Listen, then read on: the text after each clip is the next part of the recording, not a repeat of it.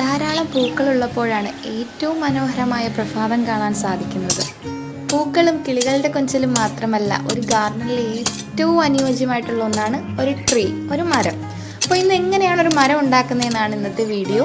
അപ്പോൾ അതിന് വേണ്ടിയിട്ട് ഒരു പേരയുടെ തടിയാണ് ഞാൻ എടുത്തേക്കുന്നത്. അതിനുശേഷം ഇതിന് ചില്ലകൾ ഉണ്ടാക്കാൻ വേണ്ടി മറ്റെന്തെങ്കിലും ബ്രാഞ്ചസ് ഉള്ള കുഞ്ഞു കുഞ്ഞ് കമ്പുകൾ കിട്ടുവാണെങ്കിൽ അത് ശേഖരിക്കാം. അപ്പോൾ ഇത് രണ്ടും കൂടെ ചേർത്ത് വെച്ച് കെട്ടിക്കൊടുക്കുകയാണ് ചെയ്യുന്നത്. എന്തെങ്കിലും ഉപയോഗിച്ചിട്ട് നമുക്കൊന്ന് കെട്ടിയെടുക്കാം. ചെറിയ ചണം ആയാലും മതി.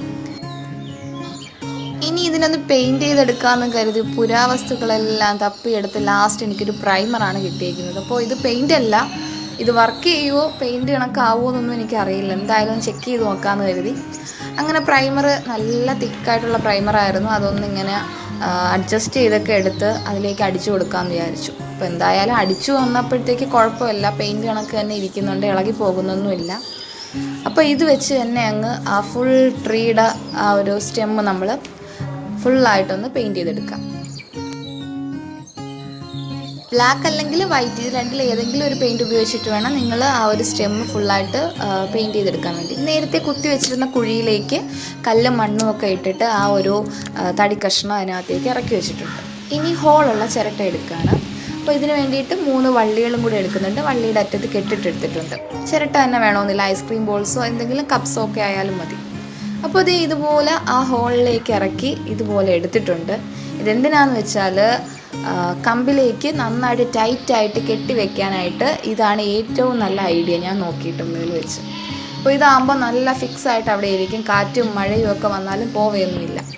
അപ്പോൾ അതേ നല്ല ടൈറ്റായിട്ട് കെട്ടിക്കൊടുത്തിട്ടുണ്ട്. അത്യാവശ്യം കുലുക്കമൊന്നും ഇല്ലാത്ത രീതിയിൽ കെട്ടിയെടുത്തതിന് ശേഷം ആ വള്ളി ഞാൻ കട്ട് ചെയ്ത് കൊടുക്കാം. അപ്പോൾ നല്ല കാറ്റാണ്, അപ്പോൾ അതുകൊണ്ട് തന്നെ ഇത് പറഞ്ഞു പോകാതിരിക്കാൻ വേണ്ടിയിട്ട് നല്ല രീതിക്ക് തന്നെ കെട്ടിക്കൊടുക്കുക. ഒരു 15ഓളം ചിരട്ടയുണ്ട്. ഇത് മൊത്തമായിട്ട് ഞാൻ വെച്ച് കൊടുത്തിട്ടുണ്ട്. ഒരുപാട് ബ്രാഞ്ചസ് ആയതുപോലെ ഇല്ലേ. ഇനി ഇതിന് വേണ്ടിയിട്ട് പോട്ടിംഗ് സോയിൽ എടുക്കാം.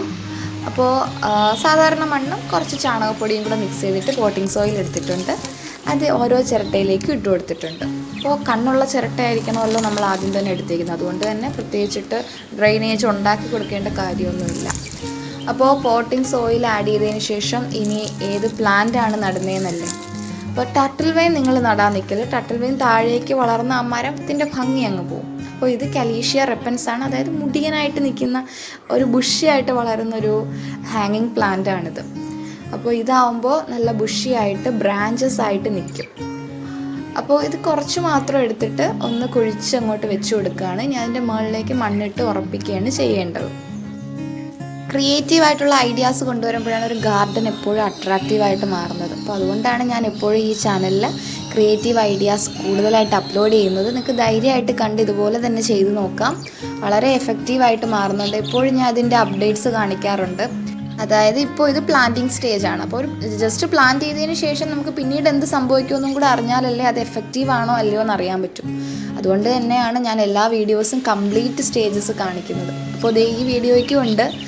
ഇനി നമുക്ക് 2 ആഴ്ചയ്ക്ക് ശേഷമുള്ള വ്യൂ ഒന്ന് കാണാം.